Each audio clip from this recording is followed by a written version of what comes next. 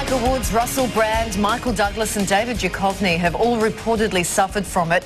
But now psychologists are saying sex addiction is on the rise in ordinary Aussie homes. Yeah, since the Tiger Woods cheating scandal broke, doctors say they are seeing 24 times more patients complaining of a sex addiction than before.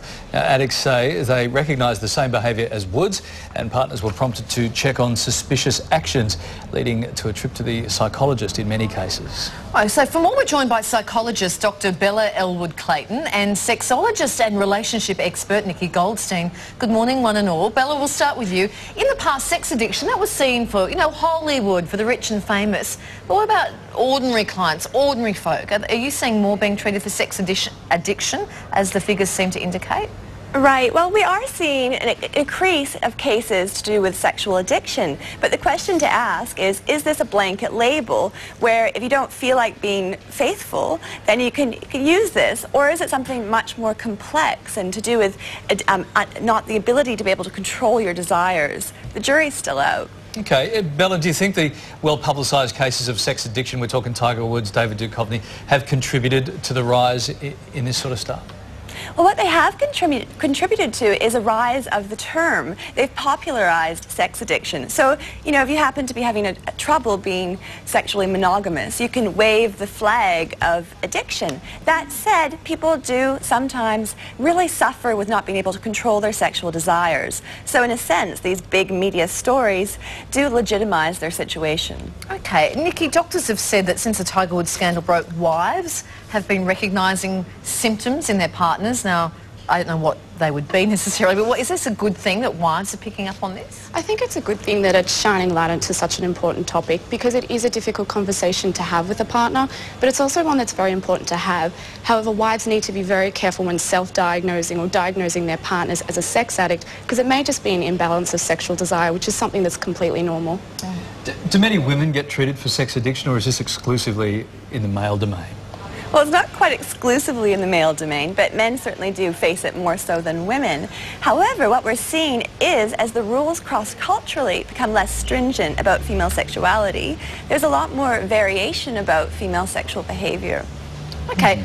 Nikki, why is the term sex addiction dangerous, do you think? Well, it takes away the excuse and it takes away the it gives an excuse and it takes away the responsibility for the behaviour. So the person who is a sex addict is now sometimes seen as a victim, and that could be used as an explanation for something like cheating or infidelity. Okay. Hey, Bella, sex addiction is not currently recognised as an official psychological diagnosis. Should it be, or is it too hard to measure? Is there too much grey in this area? Well, that's exactly right. The DSM-4, which is basically the Bible of mental health, is not recognizing sex addiction as a mental disorder.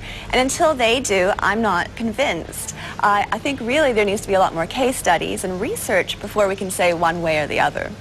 Nikki, is it possible that modern technology is just making it easier for partners to cheat on a regular basis than ever before? Because they have got mobile phones, they have got emails. Yeah, I think it's definitely making it a lot easier, especially with the introduction of pornography, because it's rife on the internet and it is something that feeds a sexual addiction. Pornography does? Pornography. Is that proven, is it? Yes. Right, okay. It's can feed a sexual compulsion. It's another way of also gaining into these behaviours. But you've also got dating websites that make it a lot easier to set up these casual sexual encounters, and now with an iPhone we can do both at the same time. But it's also very dangerous. You can get caught a lot easier. For example, Shane Warne and the infamous texting. Hey, Nikki, what are the normal levels of sexual behaviour? What do we say? What's the textbook tell us? What's normal? What's right? Well, I think it's hard to define exactly what normal is, because when it comes to sexuality, normal is what is different for each individual person. So what's normal for Kylie may be different for Larry. So what we need to look at... Thank goodness for that. Seriously, I'm being totally honest with you. Thank goodness for that. Well, Kylie might be having sex 5 times a day and Larry might think that's an addiction. So it's very much subjective. What we need to look at, what we do need to You're look making at... him uncomfortable. I'm using that in the female term. Yeah. What we do need to look at is when it becomes a problem. And it becomes a problem for the individual when they say it's a problem. So if it starts to interfere with their daily life, that's when we really need to start looking for professional help. So Kylie at 5 times a day could be normal? Exactly. I barely have time to get I barely have time to get to the supermarket, let alone be having sex. I call it girl power. Having sex 5 times a day. Nikki, thank you very much, and Bella, thank you too. Thank you. Ahead for you.